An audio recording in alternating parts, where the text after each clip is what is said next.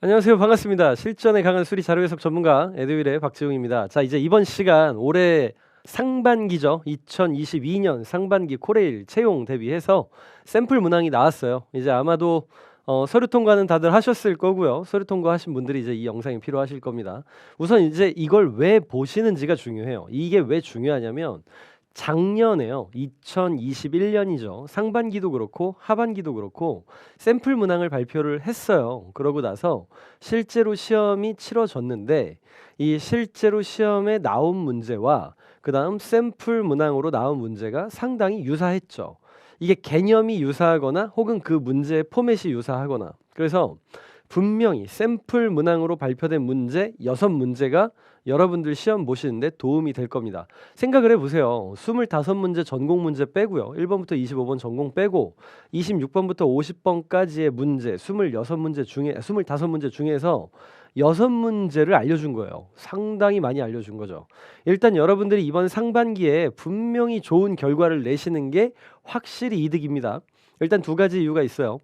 첫 번째로는 일단 상반기에는 여러분들이 이런 시험을 보실 때 정보력이 좀 부족하다. 왜냐하면 지난 하반기랑은 좀 다른 게 1년 단위로 문제 출제 대행사들이 이제 계약을 하고 진행을 하는데 상반기에 새로 이제 바뀌게 되면 여기에 적응을 해야 된단 말이에요. 이번 시험 포인트를. 근데 이제 이게 잘 적응이 안 되시는 거죠. 그래서 상반기에는 좀 뭐랄까요? 점수대가 좀 낮은 편입니다. 입결이라고 표현할게요. 그러니까 합격 컷이 그래도 상대적으로 낮은 편이에요.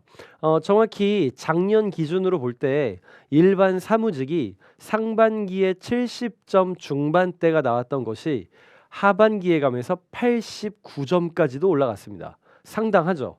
우리 이제 에듀윌에서 조사한 자료에 따르면 그래요. 완전 빅데이터까지는 아니지만 상당수의 이제 수강생들 대상으로 조사했을 때 그 정도의 수치를 보여줬단 말이에요. 어마어마한 거죠. 그러니까 일단 상반기에 여러분들이 붙어야 되는 이유라고 한다면 일단 요번 채용 규모가 줄어들지도 모르는 그 불안감을 해소하기에는 상당히 적절한 시기인 것이고 그다음에 두 번째로는 컷이 낮기 때문인 거죠. 하반기에 비해서. 그래서 무조건 웬만하면 이번 상반기에 끝내셔야 됩니다. 일단 그 생각을 하시고요. 그럼 우리는 이제 그 주어진 6문제 중에서 응용 수리 하나 그리고 자료 해석 하나 그리고 저랑 함께 하실 문제 해결 논리형 하나 이렇게 세 가지를 좀 풀어보도록 하겠습니다. 자, 일단요. 제일 처음에 이 응용 수리로 문제 하나 출제된 것이 거속시 문제 유형으로 출제가 됐습니다. 거속시 문제 유형 같은 경우에는 3대장, 거속시 하나, 그다음 농도 하나, 일률 하나 이렇게 해서 세 가지를 3대장이라고 하는데요. 그 중에 하나죠. 대표적인 거죠. 아마 샘플 문항이 발표가 되지 않았어도 이미 거속시 유형에 대한 학습은 하신 분들이 많으실 거예요. 그래도 일단 요번에 진짜 내겠다라고 샘플 문항 보여줬으니까 요 추가 개념까지 확실하게 좀 파악할 필요는 있겠죠. 그렇게 좀 해볼게요. 일단 제일 첫 번째 주어진 문제부터 보겠습니다. 자, 지금 주어진 문제 한 번씩 풀어보셨는지 모르겠는데요. 뭐 지금이라도 잠깐 화면 멈춰 놓으시고 여러분들이 풀어보시면 정말 좋을 것 같아요. 뭐 저는 바로 얘기를 해볼게요. 우선 이제 여기서 얘기하는 것이 맨 마지막에 A가 회사에 제 시간에 도착하려면 승용차를 최소 몇 킬로미터 퍼 아워로 운전해야 되는가라고 물었으니까 저걸 맞추긴 할 겁니다. 만약에 여기 있는 것이요. 여기 있는 것이 시속의 개념으로 모두가 써 있었다면 이런 분 단위가 15분 이런 게 아니라 그냥 정말 시간 단위로 써 있었다면 뭐든지 답이 될 수 있겠으나 지금 같은 경우에는 분 단위로 써 있단 말이에요. 분 단위로 써 있으니까 분 단위가 올라가서 시속이 돼야 돼. 그러니까 60분에 맞춰서 숫자가 바뀌어야 되는 상황이니까 가용한 숫자의 범주는 상당히 줄어들죠. 그 얘기가 이해되실까요? 지금 여기 있는 게 이런 얘기예요. 일단 하기 전에 우리가 좀 살펴볼 거 이런 거예요. 1시간은 60분이잖아요. 자, 그러면 60분 동안 70km를 가는 거니까 6분 동안 7km 단위를 가야 된다라는 느낌 정도. 구현이 돼야 될 거고 이거 같은 경우는 60분이라고 한다면 66 아닙니다. 60이요. 60이라고 한다면 서로 약분했을 때 역시 뭐 이 3으로 약분 정도는 가능하겠죠. 그러면 20분 동안의 단위가 나타나든지 뭐 이제 이런 식일 거예요. 그런 맥락에서 4번은 확실히 불가능하겠고요. 가능성 있는 건 1, 2, 3, 5번 중에서 가장 뭔가 깔끔하게 들어갈 수 있는 건 아무래도 70이 아니겠습니까? 60이랑 접점이 상당히 많은 놈이죠.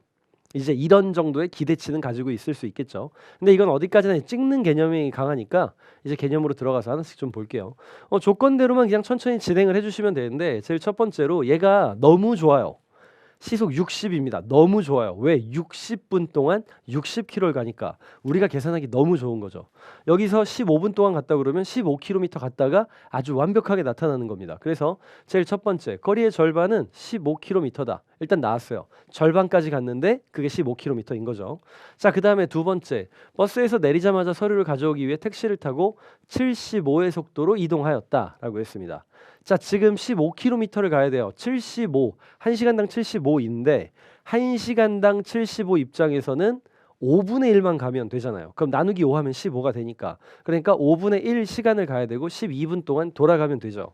지금 여기에 8시 20분이니까 12분 동안 돌아가게 되면은 32분 나오겠죠. 그럼 8시 32분 이제 도착. 자, 그 다음에 세 번째예요. 8시 32분에 도착을 했으니까 문제에서 걸리는 시간을 쓰고 3분 소요가 된대요. 8시 35분 찍고 이제 여기서 승용차를 타자마자 회사를 향해 운전입니다. 시간이 몇 분 남냐 이거예요. 우리가 회사에 도착해야 되는 건 9시니까 25분 남습니다. 자, 그러면 8시 35분에 출발해서 25분이 남고요. 25분 동안에 몇 킬로를 가야 되는 거예요? 우리가 가야 되는 거 30킬로죠. 왜? 절반이 15였으니까. 통근거리는 아예 30km가 딱 나오는 거죠. 그러면 25분당 30km가 되겠습니다. 이거 60으로 올려야 되는데 25에서 바로 다이렉트로 못 올리니까 일단 5로 약분했고요. 그럼 6km per 5분 나오고요. 다시 이걸 60으로 올려야 되니까 여기다가 12배. 그럼 여기도 12배. 6에 12배를 하면은 72가 되죠. 그러면 시간당 72인 거죠. 60분에 72가 시간당 72km가 되겠죠. 그래서 정답은 몇 번? 5번 되겠습니다. 이런 문제죠. 자, 이제 이 시점에서 거리 속력 시간의 개념을 한번 살펴볼게요. 거리 속력 시간이라고 한다면 일단 크게 세 가지가 있습니다. 제일 첫 번째로 공식 개념으로 푸는 거 있겠고요. 그 다음이 두 번째가 차이 개념. 애초에 속력 차이랑 뭐 거리 차이가 바로 다이렉트로 나온다면은 바로 반영하는 거죠. 그리고 세 번째로 하는 게 비례 배분이라고 하고요. 요 세 가지 정도를 좀 사전에 학습할 필요는 있겠고 사실 이런 것까지 쓰지 않아도 워낙 쉽게 풀리는 문제들이 많다 보니까 이거는 이제 추가 개념으로 기억해 두시는 거죠. 조금 더 어렵거나 조금 더 시간을 아끼기 위해서요. 자, 그러면은 일단 기본 공식은 이겁니다. 거리는 속력 곱하기 시간 다들 아실 거예요. 거리는 속력 곱하기 시간을 아신다면 우리가 이제 기대할 수치는 뭐냐면 문제가 나올 때 단 하나의 거리를 위해서 단 하나의 속력과 단 하나의 시간이 나와서 계산을 하는 게 아니라 거리는 속력 곱하기 시간이라는 개념은 한 번에 나올 때 총 거리가 몇인데요. 어떻게 가서 거리가 있고요. 또 어떤 속력으로 가서 거리가 있어요. 근데 합산하니까 총 거리가 나오더라고요. 이런 식의 문제를 풀 거라 실제로 우리가 풀게 될 때에는 어떤 거리 더하기 어떤 거리는 어떤 거리입니다. 라는 형태로 식을 쓰게 될 거고 그럼 그 식 밑에다가 거리 하나당 속력 곱하기 시간의 식을 하나씩 반영하겠죠. 실제로 우리가 기대할 포맷은 이런 포맷이란 말이에요. 그래서 요 개념대로 갈 만한 거를 우리가 하나 정도 풀어보는 게 좋을 것 같아서 준비를 하나 했습니다. 자, 이런 문제예요. 보통 문제 포맷이 딱 그거죠. 무슨 속도로 가다가 사정이 생겨서 교통편을 바꿔서 혹은 뭐 뛰어서 뭐 걸어서 그래서 속력이 바뀌었고 그래서 갔어요. 그래서 몇 시간이 짜란 걸렸습니다. 이런 느낌이요. 지금 이 문제가 딱 그렇게 나와 있습니다. 총 거리 나와 있고요. 토탈 거리 20km. 그리고 중간 거리는 안 나오지만 처음에는 자전거로 12km의 속력으로 가다가 도중에 블라블라 뭐 고장 났어요. 그래서 4로 갑니다. 자, 거리는 안 나왔어요. 하지만 우리가 생각할 수 있죠. 어떤 거리의 식은 속력 곱하기 시간, 속력 곱하기 시간으로 놓을 거고 걔네들의 총합은 총 거리 20km입니다. 라고 놓을 수 있으니까 공식을 세울 겁니다. 자, 일단 제일 처음에 총 거리의 개념은 20을 잡고요. 그 다음에 두 번째 12km의 속력으로 가다가 라고 했는데 저게 자전거고요. 문제 마지막에 물어보죠. 자전거를 타고 갈 때 걸린 시간이라 했으니까 자전거의 시간을 미지수로 잡으면 되겠네요. 12x, 12t 정도 할게요. 타임이니까. 여기 12t 정도로 하고요. 그 다음에 나머지 거리는 뭐예요? 속력 곱하기 시간이니까 4 곱하기 t냐? 아니죠. 2시간 30분 토탈 시간도 있네요. 그러니까 2.5시간인 거죠. 2시간 반. 그래서 2.5 빼기 t가 되겠죠. 공식으로 세우면 거리는 속력 곱하기 시간, 속력 곱하기 시간으로 세울 수 있죠. 이렇게 세워서 t 값을 풀면은 t는 1.25. 1.25는 뭐냐면 1과 4분의 1. 1시간 15분이죠. 4분의 1시간. 그래서 정답은 5번 되는 개념. 이런 게 일단 기본적인 공식으로 보는 형태고요. 자, 그 다음에 차이 개념이라고 한다면은 문제 딱 봤을 때 각각의 개체의 이동 거리나 뭐 속력이나 이런 것들이 처음부터 제시가 딱 돼요. 명확하게 하나의 기준이 잡히면 계산하기 너무 좋죠. 그 예시를 이걸로 볼게요. A랑 B가 16km 떨어진 블라블라블라인데 결국 핵심은 이거요. 시속 3km의 속도로 이동. 이거요. 이겁니다. 이걸로 가져갈 거예요. 그래서 지금 1시간당 몇 킬로미터의 차이가 납니까? 2km죠. 선택지에서 1시간당 2km의 차이를 보이는 선택지를 고른다면 4번이요. 물론 제가 지금 강조하고 싶은 건 그래서 문제가 나오자마자 다이렉트로 광속으로 저걸 답을 구하는 방식을 얘기하자는 게 아니라 저렇게 속력이 똑같은 시간상 똑같이 움직일 때 뭔가 속력 차이가 난다, 시간 차이가 난다, 거리 차이가 난다 하면은 일단 1차적으로 바로 캐치할 수 있어야 되는 거죠. 공식을 세워서 둘이 빼야만 산출되는 값으로만 사용하는 게 아니라 그냥 바로 써 있는 거 그대로 다이렉트로 생 날것으로 쓸 수 있어야 되죠. 자, 그거를 이제 바로 반영해 보실 만한 문제가 요 다음 이 문제가 되겠습니다. 자, 이 문제를 천천히 좀 설명을 해보면요.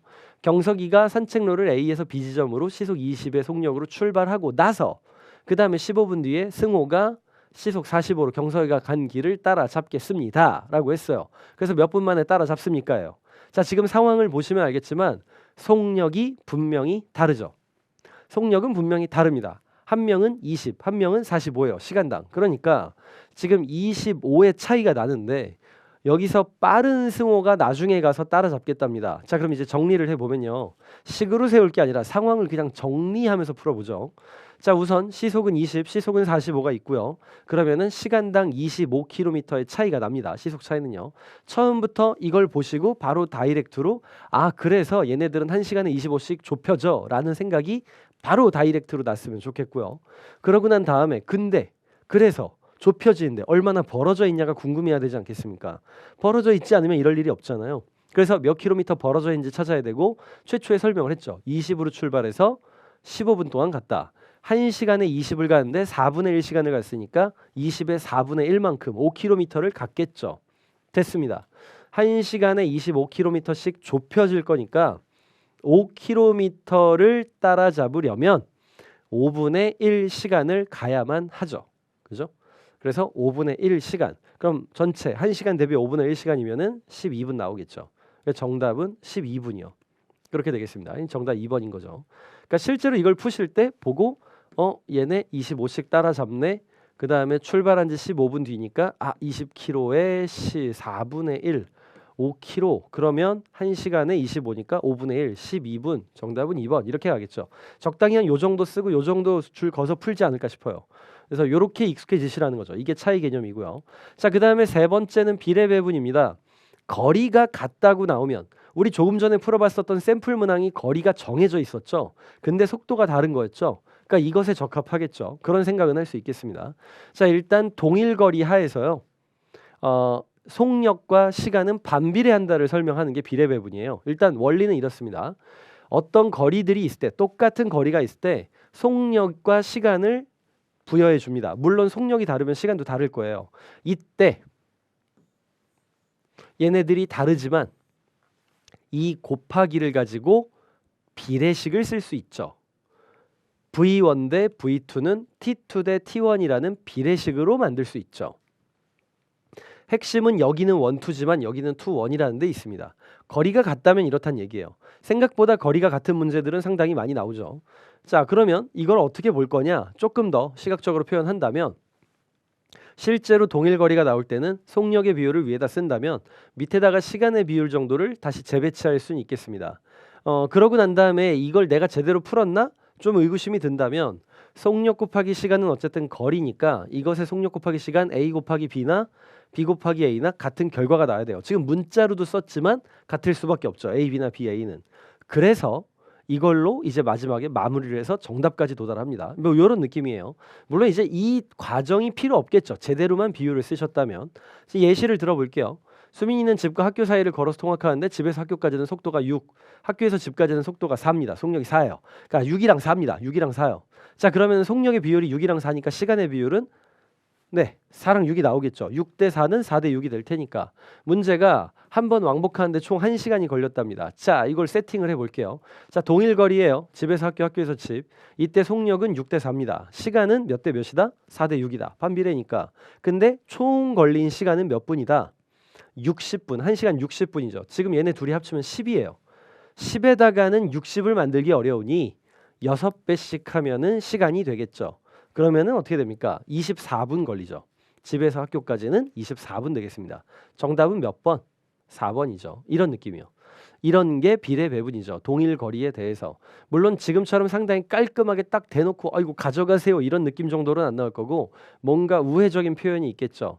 그 가장 대표적인 예시가 이처럼 문장제가 아니라 조건제 방식의 문제인 것 같아요. 샘플 문항. 그래서 샘플 문항을 비례 배분 버전을 좀 반영해서 문제를 푼다면 이런 느낌 되겠습니다. 버스를 타고 60으로 15분 동안 이동한다. 근데 어쨌든 간에 갔다가 돌아올 거니까 지금 보면은 일단 갔다가 돌아오는 거 버스에서 내려서 이제 돌아가는 것까지 택시 타고까지 여기 속도 나와 있죠. 갈 때 속도 나와 있죠. 동일 거리 15km 기준으로 봤을 때 저쪽은 속도가 60, 이쪽은 75예요. 자, 그러면은 속력이 60, 75니까 둘 다 15로 약분하게 되면은 4대 5가 될 거고요. 그러면은 시간의 비율은 속력이 났으니까 시간의 비율은 5대 4가 되겠죠. 이해되시죠? 자, 분명히 얘는 15분이 걸립니다. 그러니까 5대 4니까 여기는 시간이 몇이에요? 12분인 거죠. 그래서 12분인 걸 아는데 문제에서 8시 20분에 택시를 탔다고 하니까 12분 추가해서 8시 32분. 이하 풀이는 동일하다고 볼 수 있겠죠. 이하는 3분 시간이 지났고 다시 이제 마지막엔 똑같이 25분 동안 30km 간다. 그러니까 1시간당 72km를 가요. 정답은 5번이에요. 이 결과까지는 똑같겠습니다.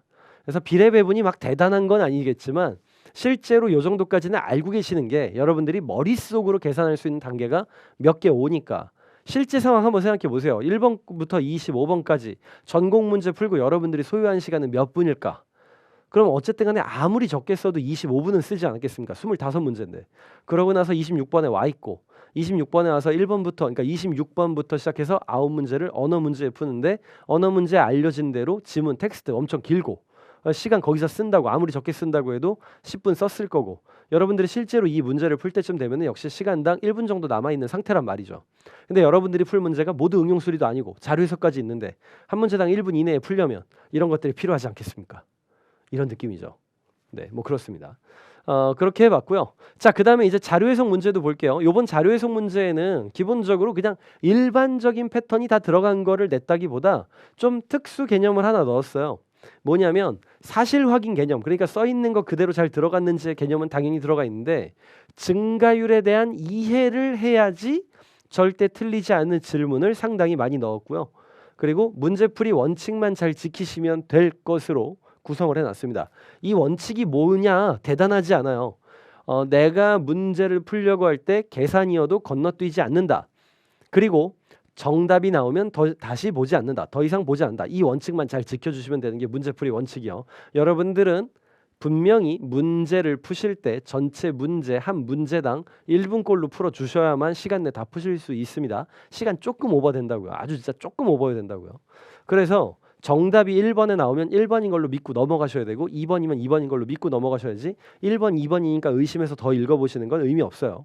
시간을 생각하셔야 됩니다. 그래서 원칙 하나, 이건 꼭 기억하세요. 정답이 나오면 더 이상 보지 않겠어. 이거요. 자, 그러면 이제 볼게요. 지금 문제를 보니까 이게 모두 뭐냐면인데 증가율이에요. 여기 있는 게 모두 증가율입니다. 자, 그러면 증가율 자체가 써 있는 거니까 증가율이 모두 양수라면 모두 전년 대비 데이터는 증가했던 거죠. 그냥 증가율이 써 있는 거니까 이게 중요해요. 그래서 1번 질문 2016년은 전년 대비 감소했다. 감소한 일이 없어요. 모두 양수거든요. 그래서 증가율에 대한 기본적인 이해. 양수로 나오면 증가율이 크던 작던 증가율 자체가 줄었다고 할 수 있겠으나 감소한 건 아닌 거죠.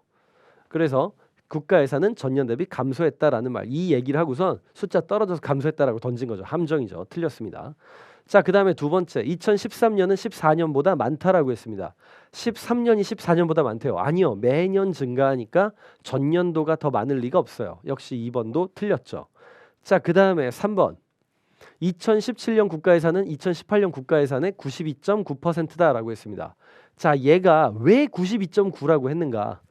7.1이 늘어서 이 다음엔 7.1이 늘어난 거라, 그럼 7.1이 늘어나기 전에는 92.9래요. 얘를 100으로 잡으면 말이 돼요? 아니죠. 이 전 데이터한테 7.1%가 늘어나려면 1.071을 곱해서 다음이 되는 건데, 그렇다고 해서 이놈이 이 전에 곱하기 전에 이 x라는 놈이 7.1%가 늘어나기 전에는 92.9였다? 말도 안 되는 거죠. 더하기 빼기 개념이 아니니까. 이건 곱하기 개념이지 절대 그렇지 않습니다. 그래서 틀렸어요. 이건 계산해서가 아니라 그냥 빼기는 말이 안 돼서죠. 증가할 때. 자, 쉬운 얘기 한 번만 더. 3% 증가했다고 지금이 103%라고 하고 이전을 100이라고 할 수는 있겠으나, 3%가 증가해서 지금이 100이 되었다고 해서 이전을 97로 하진 않습니다. 3%포인트를 더하면 그렇게 되지 3%가 증가했다고 그렇게 되진 않아요. 다릅니다. 그래서 얘는 또 틀린 말이 되죠. 3번도 틀렸습니다. 자, 4번을 볼게요. 2013년부터 16년 동안 국가 예산은 감소와 증가를 반복했대요. 아니요, 전혀 그렇지 않습니다. 아주 일관된 이 질문들을 하고 있죠. 증가율은 모두 양수이기 때문에 증가와 감소를 반복한 적이 없습니다. 다 증가였던 거예요. 모두 양수라서. 그래서 역시 4번도 틀렸죠. 자, 4번까지 틀렸으니까 더 이상 볼 필요가 없다. 그냥 바로 믿고 5번이라고 찍는 게 기본적인 문제풀이 원칙입니다. 해결 순서, 이걸 꼭 기억하세요. 제일 처음부터 풀어야 되고, 건너뛰면 없어야 되고, 정답이 나오면 바로 풀고 그냥 넘어가야 되고, 이 세 가지 원칙이요. 기본적인 원칙을 좀 제시한 문항으로 나왔습니다. 일반적으로 자료 해석 문제가 나올 땐 그 단위, 표현 형태에 따라서 특성에 따라서 질문을 내는데, 이번에 샘플 문항에서 쿠집이 증가율에 대해서 이렇게 많이 좀 집중해서 낸 문제를 보니 충분히 나올 가능성은 있겠습니다. 그래서 여러분들이 보실 때 증가율은 양수면 무조건, 증가율이 양수면 실제 데이터는 증가예요. 증가율에 음수가 있으면 감소해요. 이 정도의 기본 원칙은 기억하시고 시험을 보시는 게 좋겠습니다. 이렇게 해서 정답 5번이었고요. 자, 뭐 그럼에도 불구하고 5번 볼게요. 이거는 이제 원칙에서는 벗어나지만 여러분들이 이건 아셔야 되니까. 2013년부터 18년 동안 국가 예산이 가장 적은 해는 2013년이다. 맞죠? 왜? 모두 양수이기 때문에, 증가율이 모두 양수이기 때문에 최초 시작이 제일 작았겠죠. 그 다음부터 증가해서 온 거니까. 그래서 가장 작은 해는 2013년이다. 맞는 말 되겠습니다. 뭐 당연히 그 정답은 5번이었던 거죠. 자, 이렇게 해봤고요. 자, 그 다음에 이제 맨 마지막 유형으로 논리 유형입니다. 논리 유형 같은 경우에는 그 각각 유형들마다 풀어가는 방식들이 약간씩 좀 차이가 있는데요. 일단 저는 여러분들이 반드시 나올 유형으로 보셔야 되는 걸 설명을 하려고 해요. 요 놈입니다. 이게 뭐냐면 참거짓 문제인데요. 참거짓 문제를 풀 때 우리가 풀어야 되는 건 조건이 이 주어져 있는 5개가 아니고요. 분명히 지문에서 참거짓의 인원수를 주거나 혹은 참거짓에 대한 힌트를 줄 테니 조건은 지문에서도 좀 찾으셔야겠고요. 선택지에서도 찾으셔야겠습니다. 이게 중요해요. 자, 우선은요. 제일 첫 번째로 여러분들이 정리할 것부터 얘기를 좀 해볼게요. 자, 최초 시작은 이겁니다. 우선 여기 나와 있는 걸 정리해요. 아주 심플하게요. 다른 거 없습니다. 일단 정리하세요.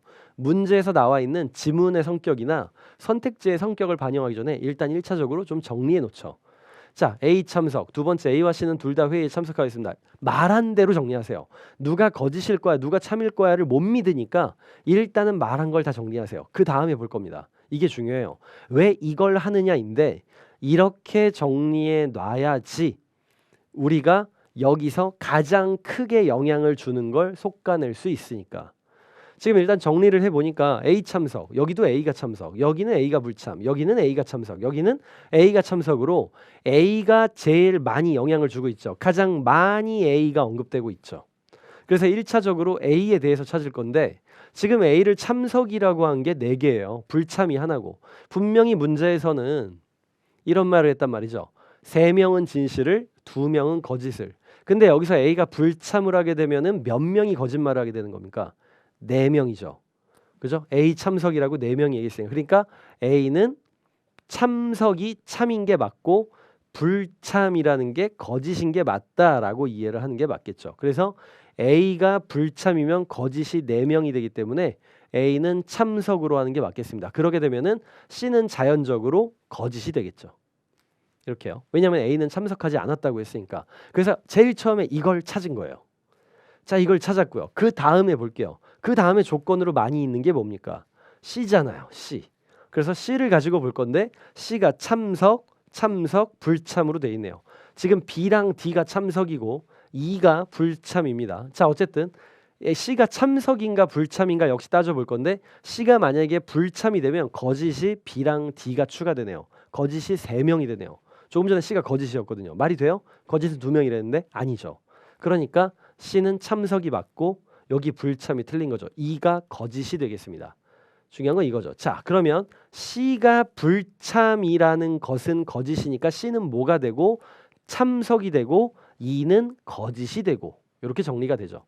자, 됐어요. 이제 끝났습니다. 정답을 찾으면 돼요. 왜냐하면 문제에서는 회의에 참석하지도 않았고 거짓을 말하고 있는 사람을 골라달라는데 거짓은 2명이 나왔고 C가 참석인 게 나왔으니 참석하지도 않을 사람은 정답으로 E 1명밖에 없죠. 그래서 정답은 3번 2가 되겠습니다. 이게 중요한 거죠. 그러니까 이런 식으로 우리가 이제 정답을 찾는 것 자체가 거짓, 참 이 문제는 1차적으로 정리가 좀 끝나야겠고 사실 저는 옆에 쓰긴 했지만 실제로 여러분들도 옆에 안 쓰시고 하실 수는 있을 거예요. 저는 쓰는 걸 추천해 드리고요. 써놓고 나서 분명히 지문도 힌트고 선택지도 힌트입니다. 이거 같이 활용하셔야겠고요. 여기서 절대 다수가 언급하는 것부터 시작하시면 돼요. 해설지에도 제가 이제 A를 기반으로 설명을 좀 담아 드렸는데 그 해설지 받으신 거 스크립트 거기도 그렇게 돼 있죠. 앞으로 모든 문제를 푸실 때 참 거짓 문제는 가장 많이 언급되는 거 그리고 차선으로 언급되는 거 그리고 선택지의 구성 이것들을 적절히 활용하셔서 1분 내에 푸는 연습을 하셔야 될 겁니다. 여러분들이 푸시는 문제 해결 능력에는 이런 논리형도 있지만 진짜 누가 봐도 정말 짧은 시간 내에 풀기 힘든 수리형 문항들도 있잖아요. 거기다 시간을 쓰시려면 여기서 1분을 넘기면 어렵습니다. 그 생각을 하셔야 돼요. 이렇게 해서 정답은 3번인 문제까지 풀어봤습니다. 자, 뭐 샘플 문항으로 6문제가 제시가 되었는데 그 중에서 제가 이제 3문항 정도를 좀 설명을 해드렸어요. 일단 수리 파트 혹은 그에 준하는 개념들로요.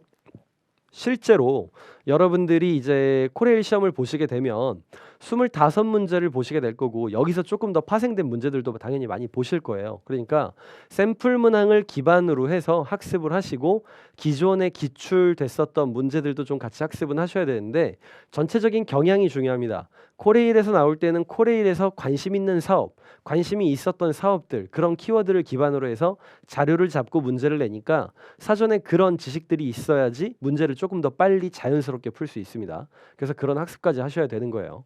이번 상반기가 아니더라도 하반기에도 분명히 기회는 있고 비슷한 기조로 나올 겁니다. 너무 긴장하셔서 진짜 이게 아니면 안 돼 하고선 덜덜덜 떨며 하지 마시고요.